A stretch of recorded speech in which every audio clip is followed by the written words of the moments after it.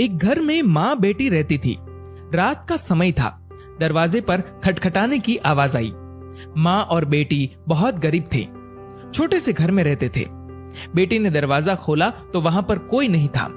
नीचे देखा तो चिट्ठी पड़ी हुई थी। बेटी ने चिट्ठी खोलकर पढ़ी तो हाथ कांपने लग गए और जोर से चिल्लाई, माँ इधर आओ। चिट्ठी में लिखा था, बेटी मैं तुम्हारे घर आऊंगा तुमसे और तुम्हारी माँ से मिलने, और नाम की जगह नीचे लिखा था भगवान। माँ ने कहा, ये शायद हमारी गली के किसी लड़के ने तुम्हें छेड़ने के लिए बहुत ही गंदी शरारत की है। लेकिन बेटी को माँ की बात पर यकीन ही नहीं हो रहा था। बेटी बोली, माँ पता नहीं क्यों मुझे ये सच लग रहा है। माँ को मनाकर बेटी और माँ दोनों तैयारी में लग गई। घर भले ही छोटा सा था लेकिन दिल बहुत अमीर। घर पर एक चटाई थी मेहमानों के लिए। वह ट्रंक से निकालकर बिछा दी और रसोई घर में जाकर देखा तो खाने का एक दाना नहीं था। बेटी और माँ दोनों गहरी सोच में पड़ गए कि यदि भगवान सच में आ गए तो खाने में कुछ नहीं दे पाएंगे। आगे पीछे का कुछ नहीं सोचा। बचत के 300 रुपए बेटी के पास थे।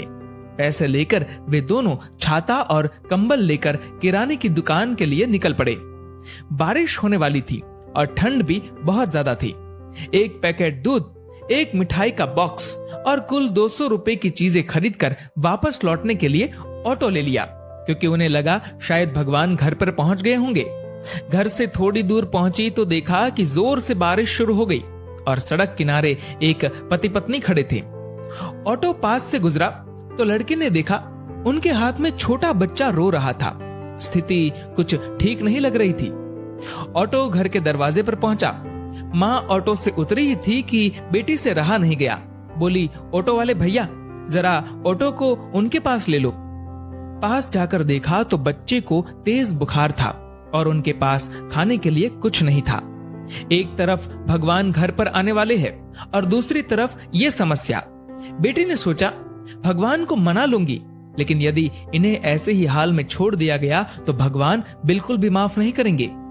बेटी ने जो जो खरीदा था सब उनके हाथ में थमा दिया और तो और बचे हुए 50 रुपए भी दे दिए और बोली, अभी मेरे पास इतने ही है, इसलिए रख लीजिए। बारिश हो रही थी तो छाता भी दे दिया और बच्चे को ठंड ना लगे इसलिए कंबल भी दे दिया।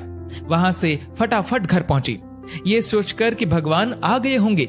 लेकिन दरवाजे पर माँ खड़ी थी। बोली, आने में इतनी देर क्यों लगा दी बेटी?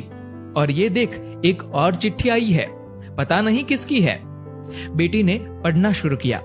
उसमें लिखा था, बेटी आज तुमसे मिलकर बहुत खुशी हुई। पहले से दुबली हो गई हो लेकिन आज भी उतनी ही सुंदर हो।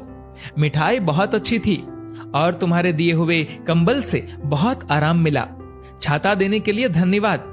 बेटी अगली बार मिलते ही लौटा दूंगा। बेटी के तो होश उड़ गए। निशब्द होकर पीछे मुड़कर सड़क किनारे देखा तो वहां कोई नहीं था।